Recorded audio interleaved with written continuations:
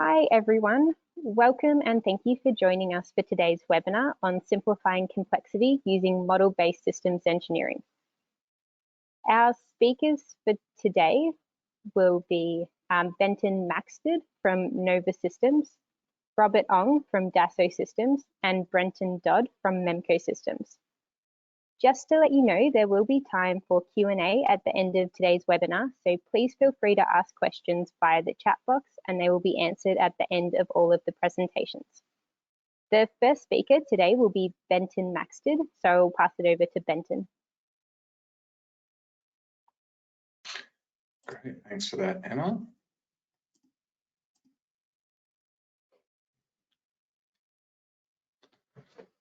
Hi everyone, as Emma mentioned, I'm Benton Maxted and I'm a systems engineer and Mbsc specialist with Nova Systems.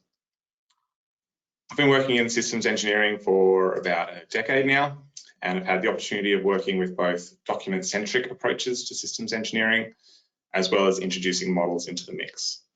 So today we're covering what model-based systems engineering, Mbsc, is, and giving some examples of how Mbsc is being used in industry. So I'll first be providing an overview of Mbsc, what it is, and why it's useful. Before I begin, a little bit about us at Nova. Nova Systems is an Australian company which has been providing engineering services and technology solutions to our clients for over 20 years. We operate across a range of markets, but historically the core of our business has been in the defence sector, where we're trusted to support the delivery of over $20 billion worth of complex project support. We're one of the major service providers to defence, and here we've got Defence's sovereign industrial capability priorities.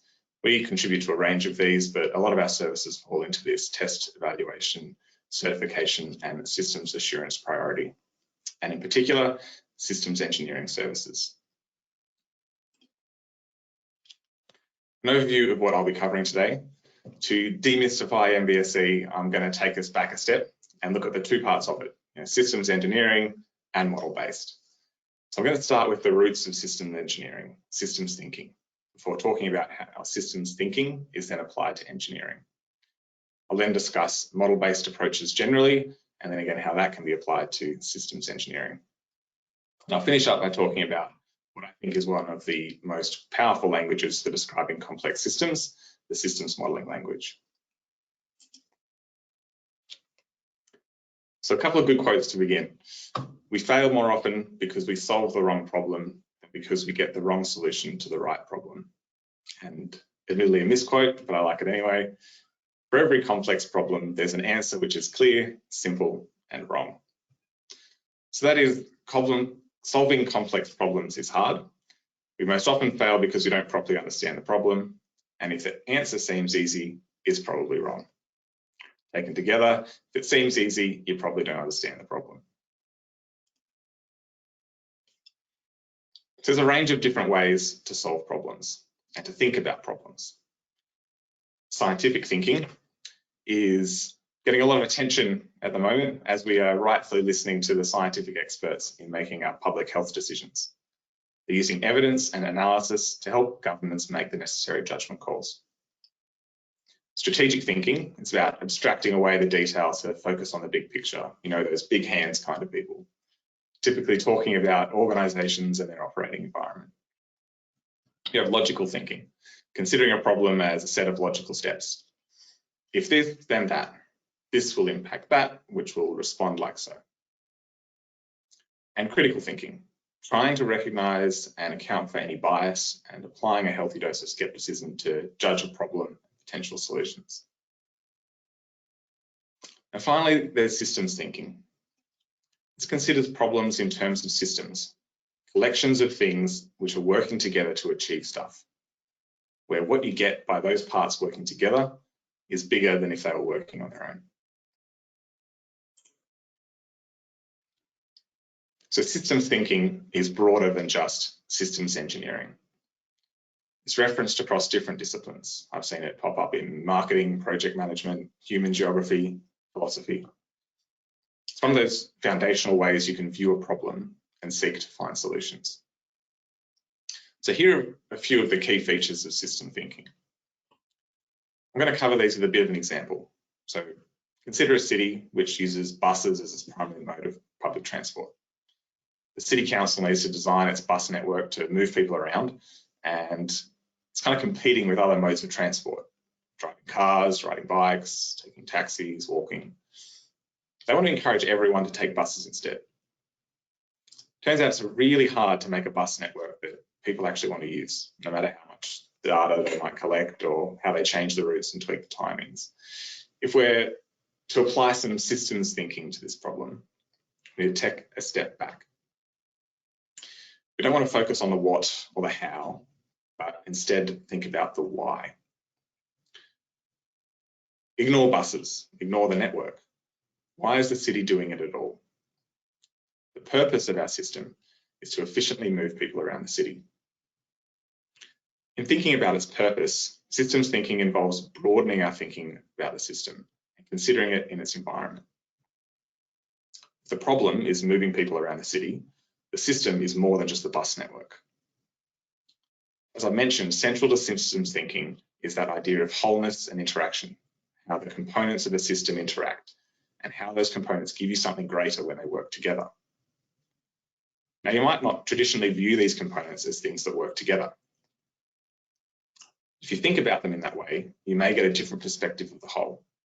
So in our case, systems thinking would mean stopping thinking about the bus network as a competitor to other modes of transport, and instead recognize that they are all parts of the system which move people around the city. And often, people use a combination of modes to get from A to B.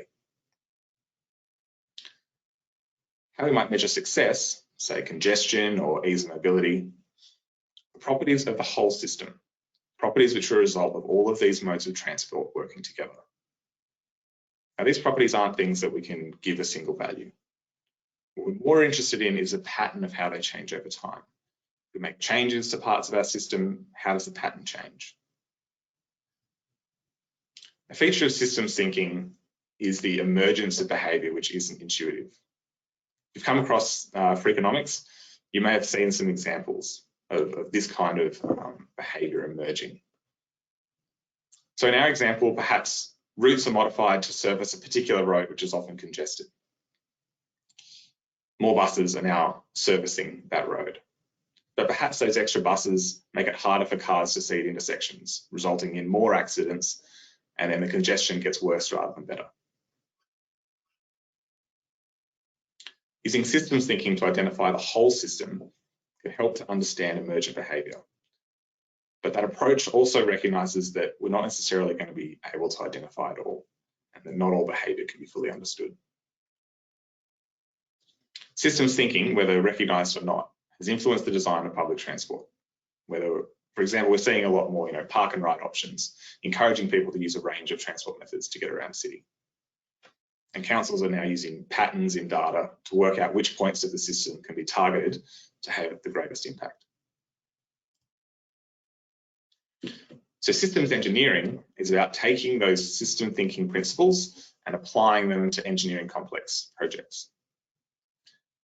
Systems engineering arose out of the need to develop systems which are getting too complex to only have one engineer or only one kind of engineer involved. We need to look at an engineering problem using systems thinking to recognize those different parts of the system and allocate those to specialist engineers to consider in more detail. So that became particularly useful for NASA in the Apollo program, and it made its way into the many complex systems which defence and the aerospace industry decide and build. In COSI, the International Council of Systems Engineering was founded in the 90s as systems engineering became BAU in those industries and spread to others like rail transport. And then in recent years, we've seen the rise of Mbse.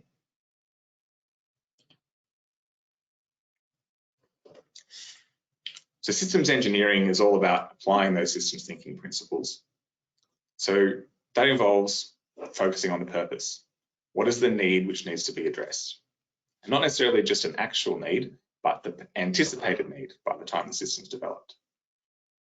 It focuses on understanding the parts of the system and how they interact to balance the solution.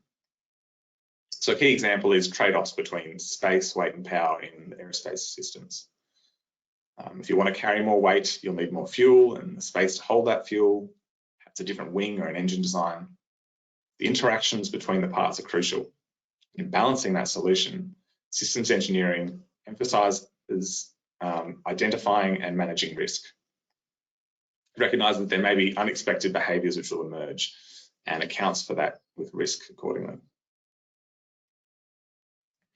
Systems engineering also takes that broader view of a problem from systems thinking to consider more than just designing a thing to solve a problem. It considers the whole life cycle of the system, whether that's the technology life cycle, market or economic life cycles, recognizing that when you're focusing on a need, on a problem, there'll always be more, there'll almost always be some sort of existing system trying to address it, although perhaps it wasn't recognized as such.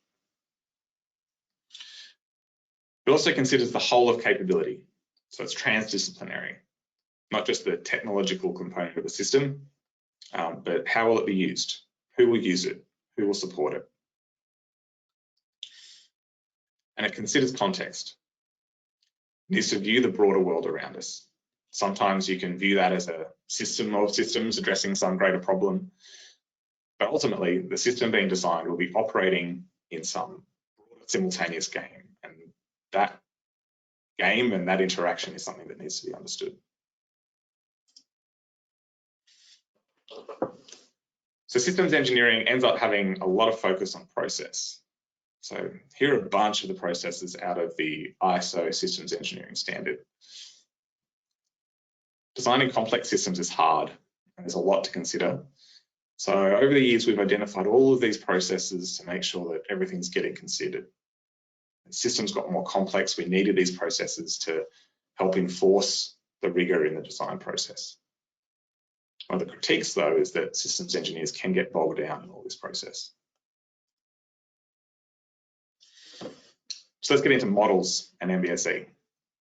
We've got a formal definition there, but essentially it's about adding a model to help us do systems engineering. Mbse has grown significantly with the rise of Industry 4.0. More things connected, more things interacting to address problems, seeing rapid technology development. With that, complexity is growing faster than we can manage it. With all these processes that we've implemented for systems engineering, when things change, it's hard to adjust everything across all of those different processes so that they're aligned, especially when we're using a document-centric approach. We're seeing more behaviors emerge out of that increased complexity. Some of those behaviors are positive and useful, others not so much. It's also getting a lot harder to compartmentalize, to let part of the system be developed in isolation by specialists without having big impacts on everything else. That balancing of systems engineering is more and more important. Mbse helps us manage all of these issues by having a central model we can use in different ways.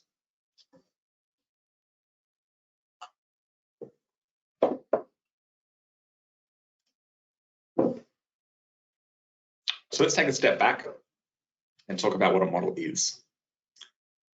There are many types of models which we use in everyday life. We've got mental models. What's in your brain? The way that you think about something and how it works. We'll come back to that in a moment. We've got physical models. So think of a model train or perhaps an architect's model of a building that they want to construct. We've got mathematical statistical models, things from just formulas like equals MC squared, or perhaps more complex things like a bank's financial or stock market models, insurance companies' statistical models, the Doherty modeling. Also got visual models. So think GIS as an example, geographic revisualizations where we can, say, overlay COVID cases on a map of the world.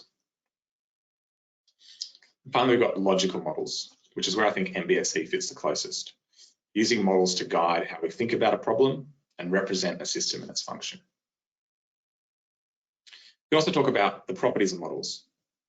What's the model's form? How is it structured? What is its function? What does it do? Models might also focus on modeling form or modeling function. A model train represents the form of a real-size train. representing form isn't always what's most important. If you think of a map of a railway network, if you look at London on Google Maps, you can select a station and Google Maps will overlay the railway network on that map. And that's representing the form of the network, where all of those railway lines snake across the city. The tube map is an oversimplified bunch of coloured squiggly lines. And that's a model that's focused on function. It doesn't really tell you much at all about the geographic location of stations or the distances between them. It communicates how you might use them. Which stations are on the same line, what stations follow other stations, where can you switch lines? Another property of a model is whether it's descriptive or computational. So this is more about whether the model is more human readable or machine readable. Think of CAD models. They started out as something that was purely descriptive, a way to draw things that we intended to build. But over time, they've become much more computational. So we can now use, say, finite element analysis to simulate stresses and strains on parts and apply that to a CAD model. And finally, there's a level of detail, something which I, and I'm sure many other modelers, have learnt about the hard way. So for me, we were in the early stages of a systems engineering project, and all we really needed to know was the major systems, subsystems, interfaces between them, and perhaps the functions those systems need to perform. What we didn't need to know was the mapping of individual pins on an RJ45 cable, which I found myself one afternoon diligently trying to model. An important skill in building models is knowing when to stop.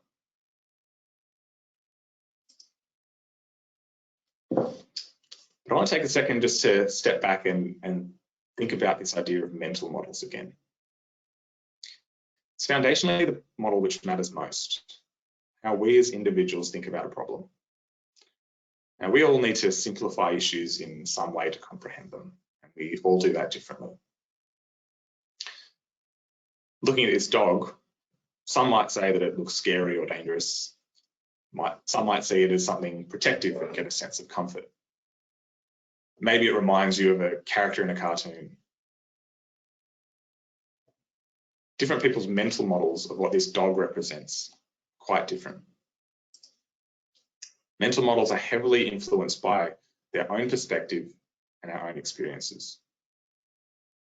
And that's the challenge that traditional systems engineering has.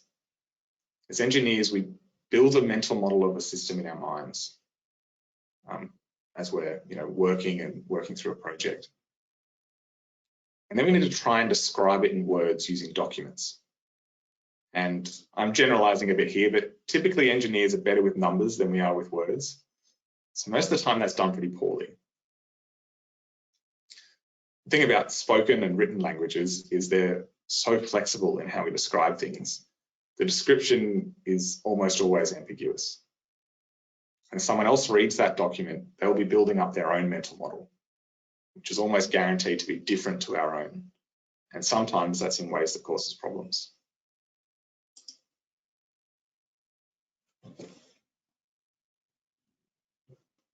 So taking model-based approaches in engineering is not new. And a classic example is computer-aided drawing, CAD. What used to be done by hand on a piece of paper moved to the digital realm.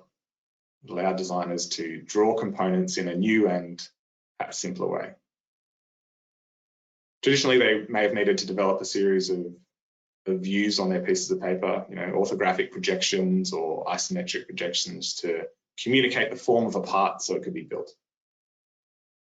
And the diagrams help to unambiguously communicate the necessary information. The challenge was, if a change was made on one view, all of the other drawings and other views would need to be updated to reflect that change. One of the things that CAD helped do was change that game by adding a model, and that model became central to the design. As the designer built a top view or made changes to a side view, a central computer-managed model of the part was being built in the background. Each of the views would be updated automatically so that all of those diagrams were kept in sync. And then the software developed to the point where it could automatically generate a, say, 3D rendering from those 2D projections. As the technology improved, the approach was able to be flipped. Designers can now more work in that 3D space to build the model, and then generate the 2D diagrams instead. This allows them to focus on designing the object as they imagine it, exactly as per their mental model in its 3D form, and then allowing the software to generate these 2D projections, which allow the parts to be accurately built. With that model built, the model could then be used for new applications. So compatibility of parts can be checked in the tool. Stresses and strains under loads can be simulated. So the point of using models in design is they can help to connect that idea behind the solution with the implementation as a real system. So you can take that mental model and represent that mental model in a particular form in a way that's hopefully clear and less ambiguous than words, and then use that to better understand the real system.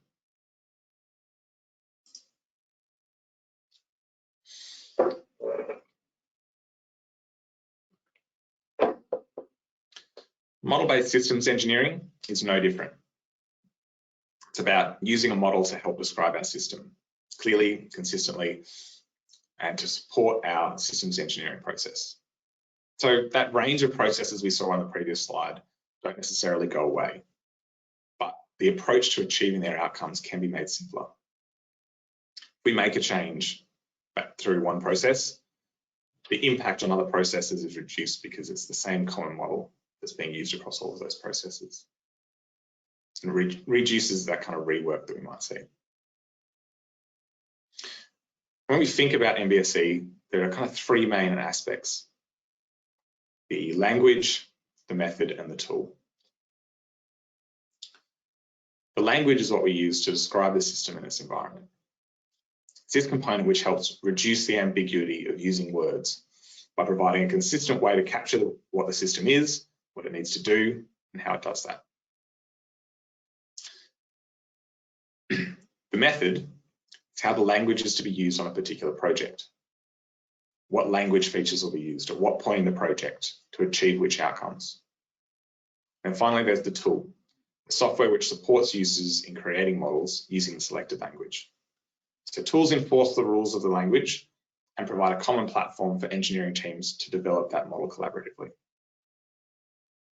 So if I try and take some parallels in these three aspects to spoken communication, the language here is the words that I use, the grammatical rules about how those words are used.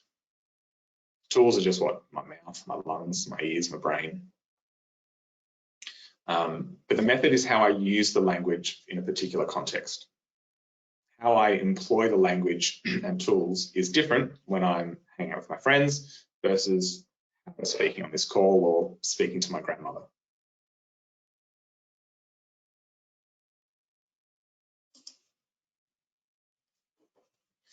So here's some different language, method, and tool combinations that are used for Mbsc. So we've got Thales's CATIA method and compiler tool. And here we've drawn this CATIA method as spanning both the language and the method because they're both closely linked to each other. The language almost enforces the method as you're using the tool. Similar with Vitex language and their tool. We've also got IDEF and OPL languages, which are fairly simple and straightforward languages, quite easy to pick up. And then finally, there's SysML, the systems modeling language. So of the languages that I've used, I've found that SysML to be the most flexible and most powerful for describing complex systems.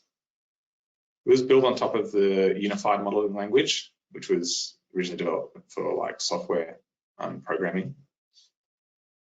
But SysML was adapted specifically for use in systems engineering. And with that power becomes a greater learning curve and more flexibility to get lost or to over-model things. So greater care needs to be taken in deciding how you're going to use that language on your project. In this table, I've mentioned the object-oriented systems engineering method, which is a very flexible method and still very open. So for any project, you'll need to work with your team to refine that in more detail. You'll need to agree what you're going to model and for what purposes. And there's a range of tools here which support the SysML standard.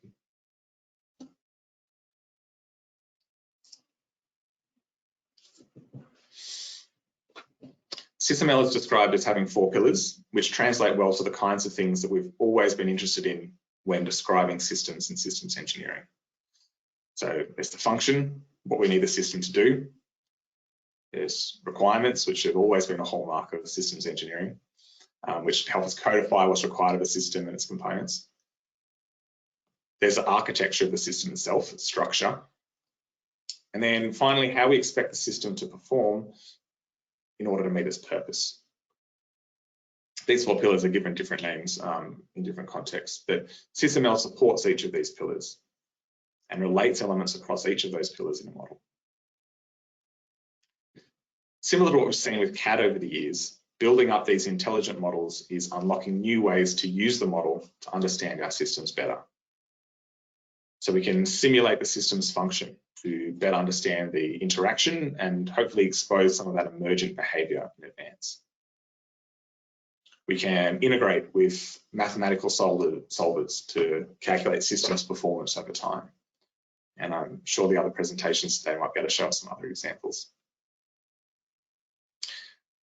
SysML language is increasingly being used in industry, and there are also initiatives, I understand, underway in defence here in Australia to support using SysML for, say, things like enterprise architecture and model-based systems engineering on their projects within CASG.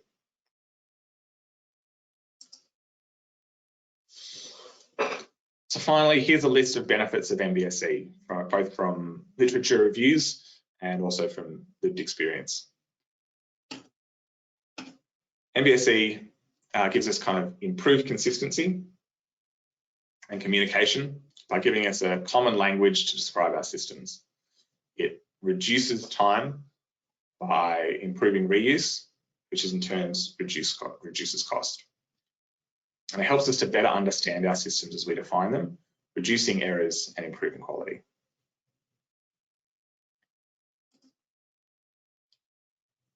I just wanted to finish by mentioning Nova's Model-Based Systems Engineering course. If you want to know more about Mbsc and see it in action, it's a really good introduction.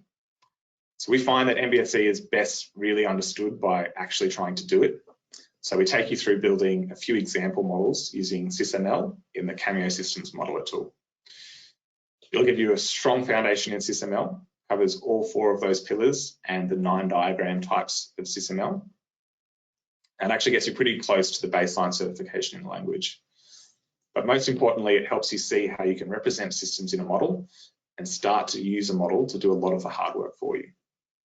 So if you're interested, there's an expression of interest form on our website, novasystems.com, and I can try and provide a direct link as well. Thank you. Thank you, Benton. Just a reminder, if you have any questions, please put them in the chat box and they will be answered at the end of today's webinar. The next presentation will be from Robert Ong from Dassault Systems. So I'll hand over to Robert now. Thank you. Thank you, Emma.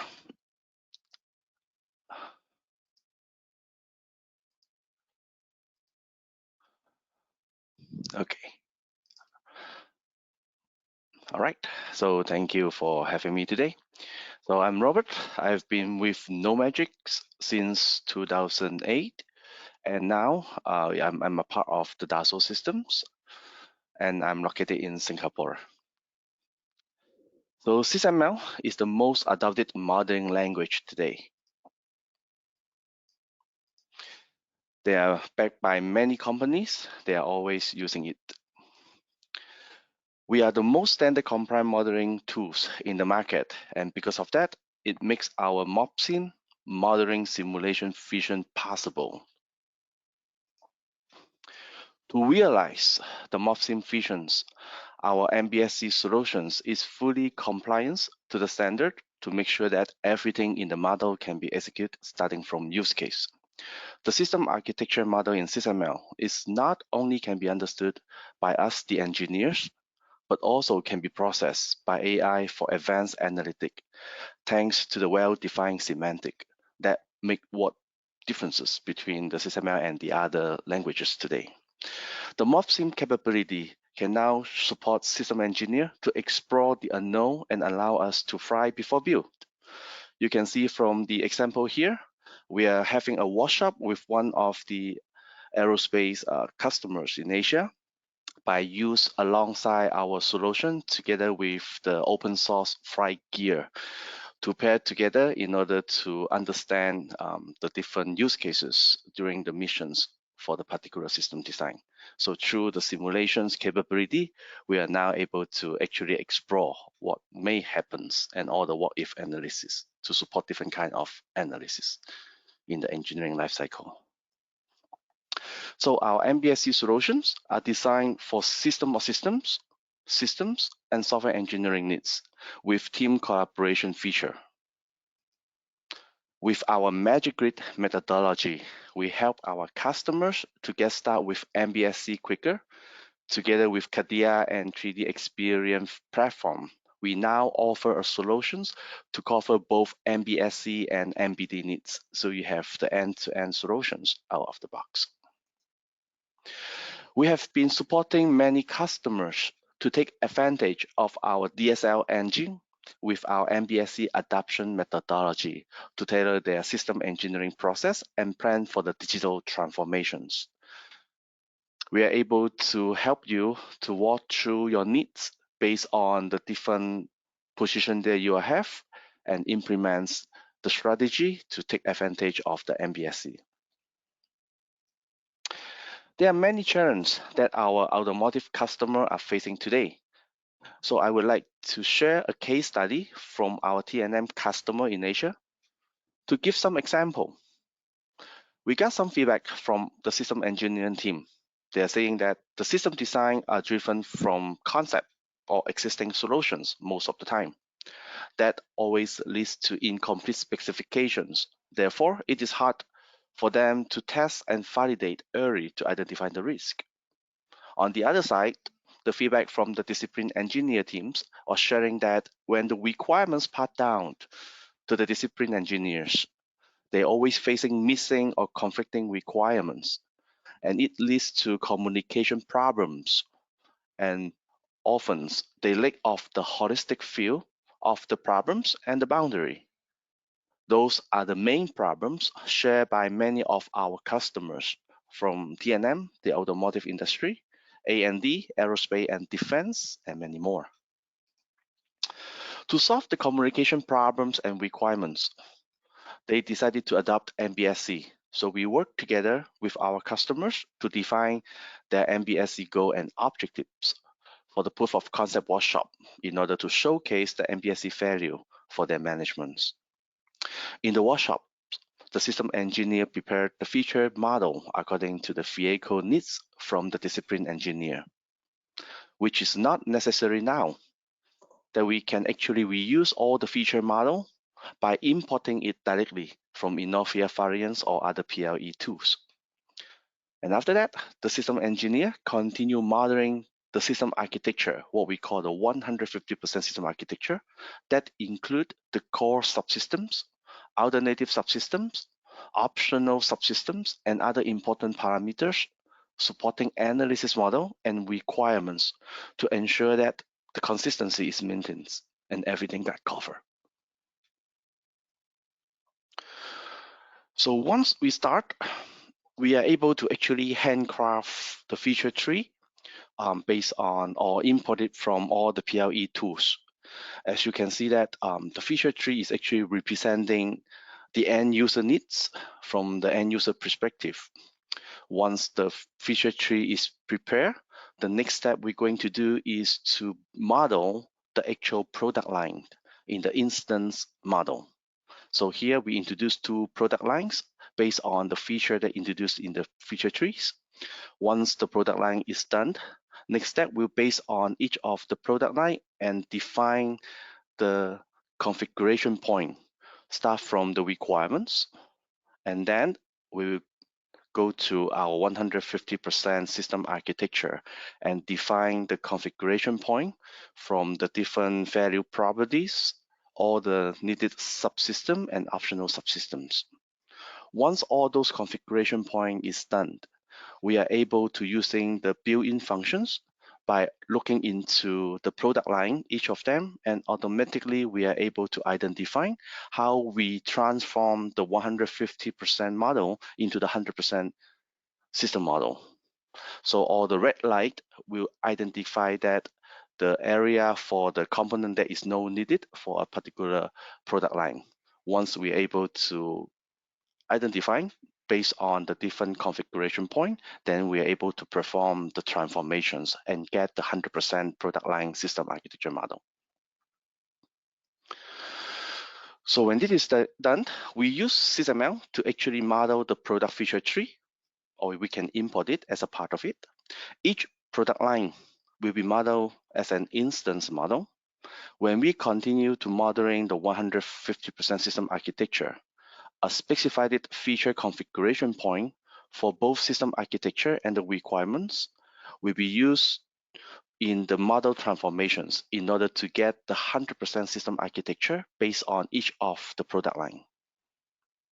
Next, we will pass down the 100% system architecture, the product line model with all the related requirements, important parameters to the disciplines to continue their work.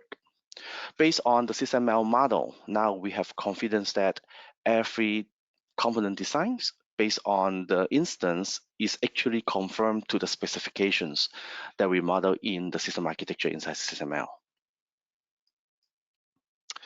Next, we perform the trace study based on the systematic comparisons of our 100% system architecture product line model against the performance requirements, such as the maximum output of the power and the speed, and also the physical requirements, the maximum mass that the system have to follow.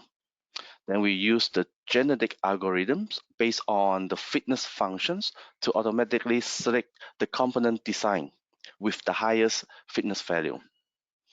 So by doing so, we are able to ensure the consistency, the correctness through the SysML architecture model and the fitness point and the fitness functions. And we model all the fitness functions and the trace study analysis inside the constraint block together with the parametric diagrams. So as here in the example, we use the system architecture in SysML by using the Jupyters. So Jupyters come with a set of AI analytic library that is available for us to use.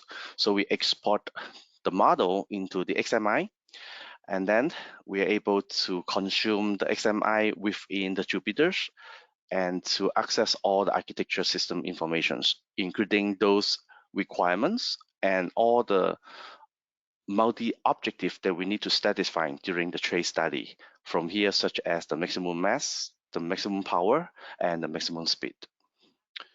Then we use the model that inside the SysML for the trace study by defining all the fitness functions for each of the objective, the power, the speed, and the mass respectively.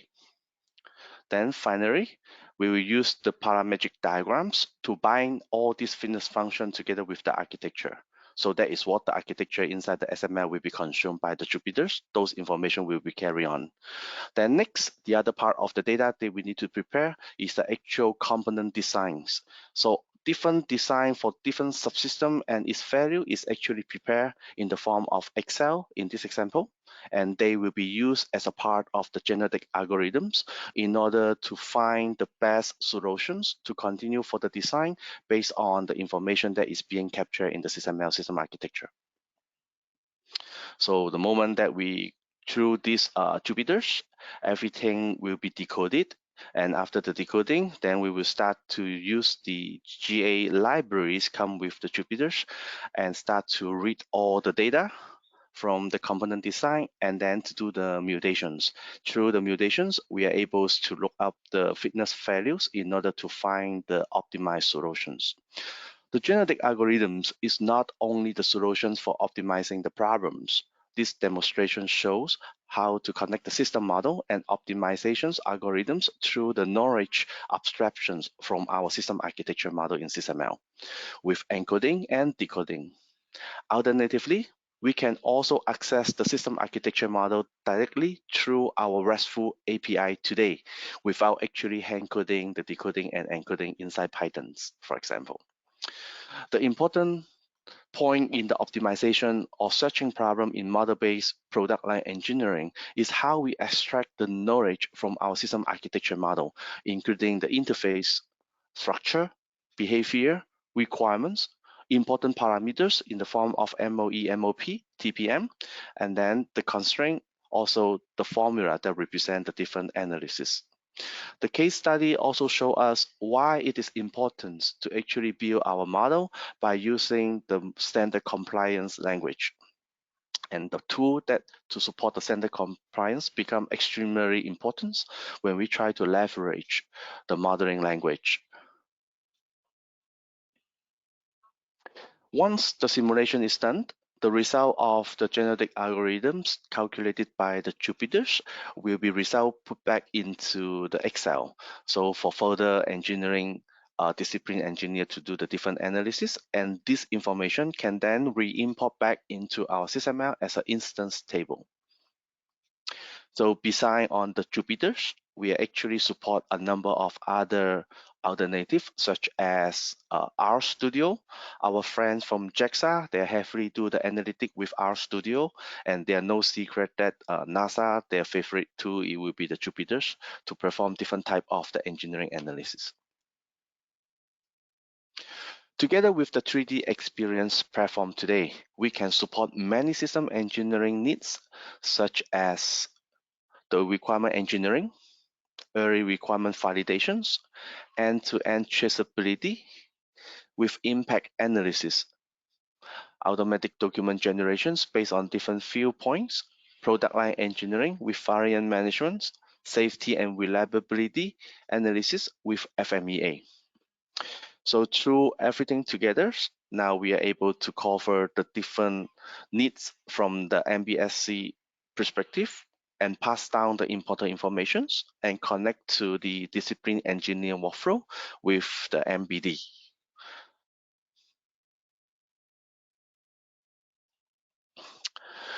If you have any questions regarding to the demonstrations, please do not hesitate to put your question into the question panel.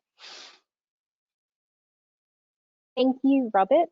We will now move on to Brenton Dodd from MEMKO Systems.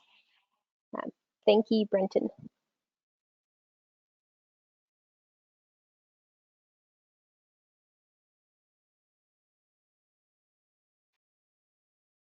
Hello, everybody. I'm just getting my screen set up. Welcome to our webinar. Special shout out to Jolene Liu for managing the platform today. Thanks, Jolene. And Emma Ferry from MEMKO for organising the webinar. I'm going to be very brief today, but good news, we're ahead of schedule anyway. What we wanted to do today was bring you industry content, but I know there are people on the session that would like to know or been asking about how does NoMagic look now inside of inside of Dassault Systems. So I'm going to quickly take you through that, and then also briefly give you a look at how the 3D Experience platform, Dassault's premier platform, enables you to extend your product development across your enterprise from a web browser without needing to be in the authoring tools. So this is quickly a little bit about us. We're an engineering services firm with strong domain skills in aerospace and defence, and I guess manufacturing for that matter. We've been a Dassault Systems partner for more than 10 years, and we were selected as the exclusive partner for the NoMagic acquisition. So the NoMagic software is essentially the same as it was. It has been repackaged, and a couple of things to note. instead of buying each individual item, which used to be the case, it's now been bundled up into these groupings. CATIA No Magic Software Arc, and it's been rebranded, renamed. CATIA No Magic Software Architect, for example, is what was Magic Draw Enterprise. But if you look over here, it includes a couple of other things. And then you go one level up, CATIA No Magic Cyber Systems comes bundled with the software architect, as well as the SysML plugin and a number of other plugins. And then the big guy, CATIA No Magic System of Systems Architect, which again comes with two underneath, as well as the BPN plugin and some extra capabilities. And then of course you have the studio that allows you to collaborate. So Dassault has a proud history of R&D, so no doubt they will continue with R&D into the CATIA Magic, as it's now known, portfolio, and also the integration to 3D Experience platform, which is a good segue. A brief intro of the platform. Effectively, it is a digital platform for product development. So it combines modeling, simulation, big data analytics, and collaboration into a web environment. So anyone in the enterprise can, a single data too, so anyone in the enterprise can contribute to the product development process. There are, as you appreciate, a lot of people are involved in the product development process that don't sit in a CAD or simulation tool. To look at it from the model perspective, which Robert covered off to an extent, the architecture of the 3D Experience platform is based on model-based systems engineering. So instead of the old days of CAD and parts, everything is treated as an engineering item. So the mechanical, electrical, documents, software, it's a single integrated database. So whatever's happening in CAD can be seen in the web platform, vice versa.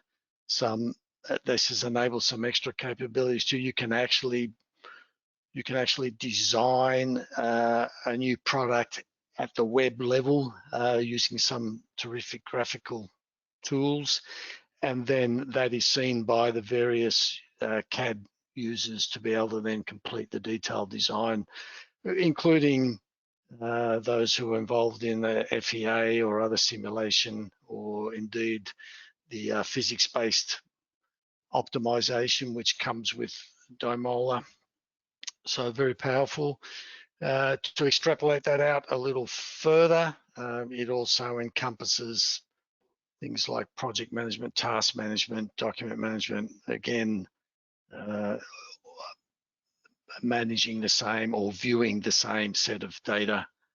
And we could expand that even further, which I'm not doing today.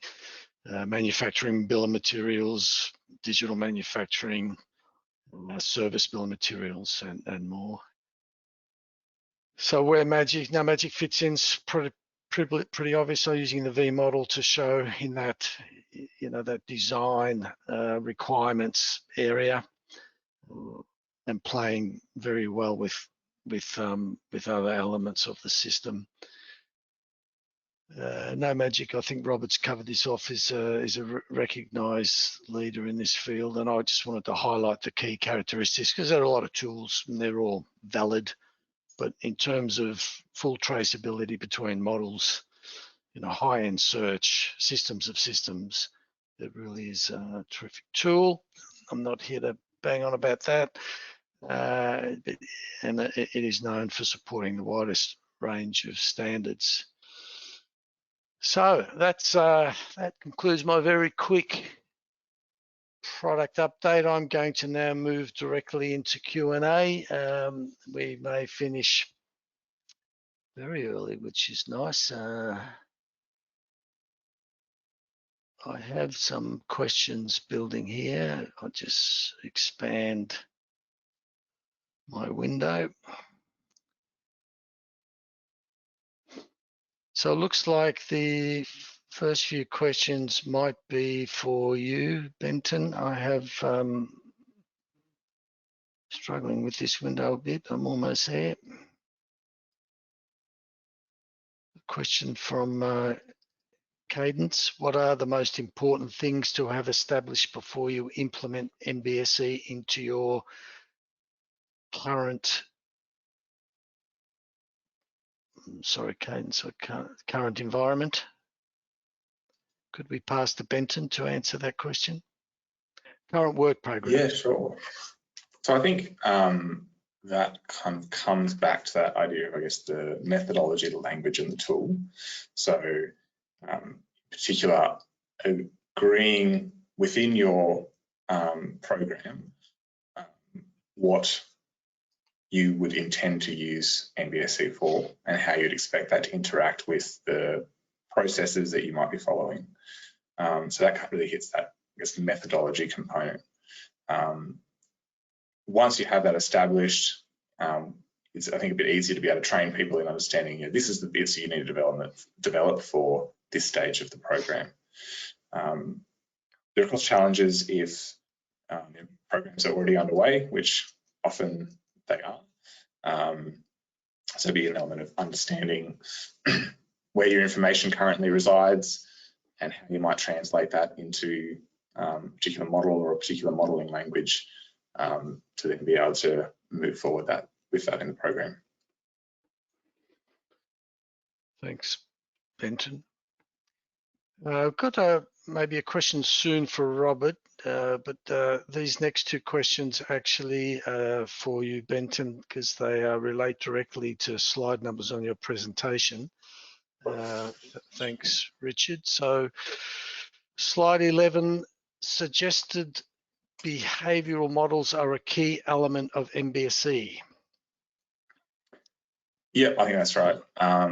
So we look at, say, the pillars of SysML. One of them is the function or the behavior, and it's always been central to systems engineering, making sure that we understand the functions of our systems. So yeah, that's probably accurate that, you know, you can view Mbse as being a behavioral style model as well. Thanks for that. And slide 10 on your presentation. This is a long question. Excuse me while I read this one out.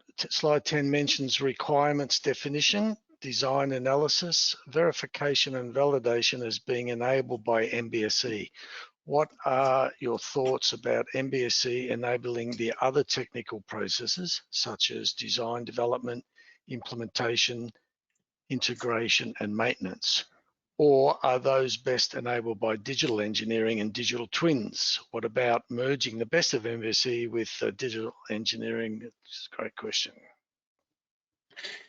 Yeah, I view Mbse as being a kind of digital engineering, but I think it's a great question in terms of how much you might do in a Mbse tool and how much you might want to move out into a different program that might specialize in a particular part of your design process. So Mbse you could use to support, I think, any stage of your design process. So those stages that you mentioned, I think it could also be used to support that.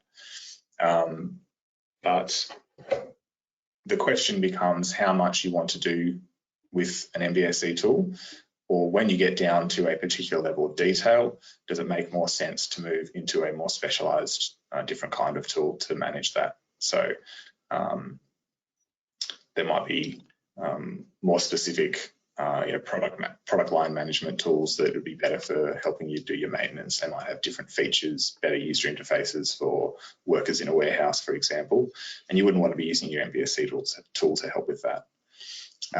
But you could perhaps do a higher level conceptual design of your system in the Mbse tool, and then as you're getting down into those specific products and components and right down to the fine detail, maybe you transfer out to a different tool and keep them aligned.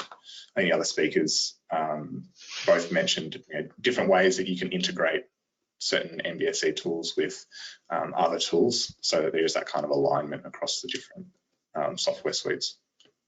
Yeah, so maybe I'll just add to that, just from a 3D experience or Dassault Systems perspective and what MEMKO's been doing. So, I mean, by definition of what a digital twin is, it's a living virtual models. So with the tools that are already integrated into the platform, we've done a couple of projects whereby we've used a 3D, mechanical model of a plant or part of a plant, and then taking that, storing that data in the platform so as you could view it, but then also using the DIMOL physics-based simulation tool to optimize, in this case, some motors that were playing up a little bit, and then diagnosing, doing what if analysis. So the way I see No Magic under the acquisition is just adding to that. So being able to contribute to the creation and of the digital twin and the simulation that comes after. So I have a question here from Navin, question for Dassault. So how well is a system model able to speak to different discipline? The ENGG model discipline, I'm not sure if that's ENGG model or ENG model, as they may be built on different platforms. Robert, would you like to have a go at that? Yes, thank you. So I think it's a great question. First of all, we have to look into what the system model in SysML actually means to us, right? So SysML, the system model built with the SysML is pretty much representing the descriptive of the systems, the specification itself. And we are able to actually model the system architecture into perspective, from the usage perspective and from the description perspective. Together, that is how we actually using the simulation capability to understand, to do the different kind of analysis, like the what if analysis, trace study, so on and so forth. Now, when those informations from the holistic angle, the system architecture perspective, right? What information is actually captured in the system architecture? Definitely, it's not just the systems itself, right? The system that we build is pretty much 20 to 20% of the entire architecture. But what is composed of the architecture is that the operational environments, all the important parameters from the concept of operations that represent the MOE, from the operational concept perspective that represent the MOP, and also down to the logical structure of the system, cover all the TPMs. So with that said, all the important parameters alongside with all the scenario and its usage is covered. And those informations are the most important information which are interested by the discipline engineer. Those discipline engineer not necessarily interested about the entire architecture, but they do want to have the holistic view to consume all these informations. So from their perspective, how that information can be extracted is the questions on how we pass down the informations. So as long as the modeling tools, like the one that we are offering, is actually support the standard compliance to the SysML, you always have the feasibility to actually extract them into the XML format, right? Depends on how standard the tool that you're using. And alternatively, of course, we also have a very open architecture that allow you to actually access every model informations in our tools through the API, in both native API or the RESTful API. So now, through this means, we are able to actually extract informations that is dear to the different domain engineer. Like the power engineer, they're actually able to extract all the parameters from the different measurements based on the power perspective and all the related scenario through the analytic, right? And then those information is what later on can pass down into the tools of choice that they are using. So for example, I show the example here that a lot of our customers, for example, NASA is actually extracting the model and do all kind of discipline engineering analysis in Jupyter's. JAXA, for example, they're using RStudio, and the early simulation that you see that the engineer from aerospace in China, they're trying to do the what-if analysis by using the open source 5-gear.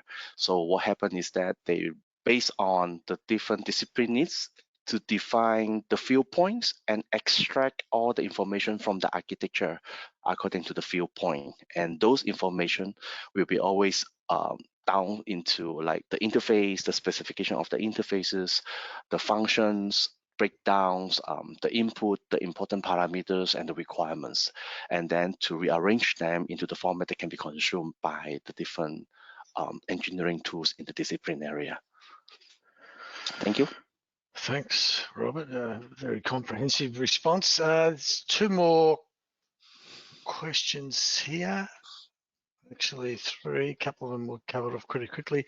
From Tom, is there a mapping between the old Magic product names to the new ones? Yes, there is. I'll send you. You can go to, if you Google MEMKO CATIA systems, you'll see it there. But I'll email you something. And next, can Cameo satisfactorily capture requirements without an add-in program like DOORS or Enterprise? That's an interesting question. Robert, do you want to have a go at that?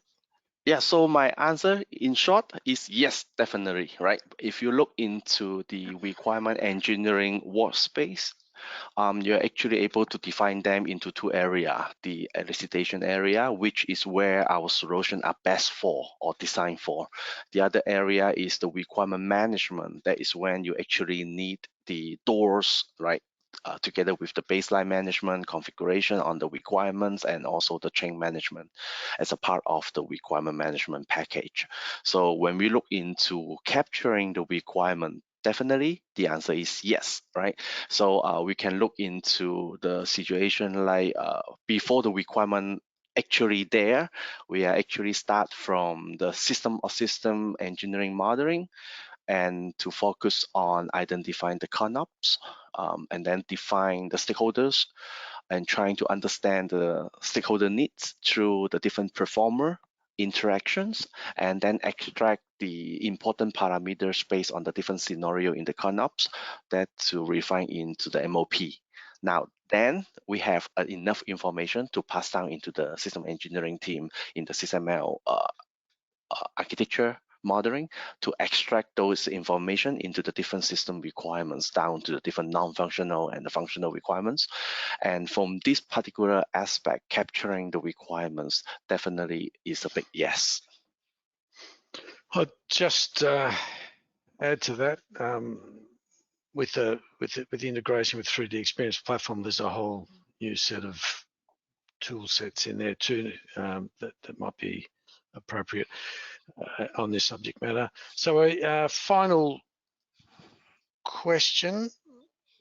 Are you aware from Jacob, who has left? So you can answer it, and so we'll take the we'll actually take, look, I'll just read out the question, but no need to answer it. Are you aware of anyone using Mbsc and these tool sets in the rail industry? Actually, there's a great rail case study that I'm aware of, so I'll follow up with Jacob. So that concludes the webinar. I hope you enjoyed it. I'm ecstatic we came in early, only because I was worried that we'd be late, and there's nothing worse. If you just want to make you aware of a very short survey that will follow to your inbox. We're not after a lot of information. We don't want long answers on how good or bad we are. But for anyone who wants to join our community or just get a bit more information, we would appreciate you answering the survey. It's not a long one, but certainly if you want to follow up, there's an opportunity to do that. I might have just stolen your thunder, Emma. But I would like to say thanks very much again, and webinar closed.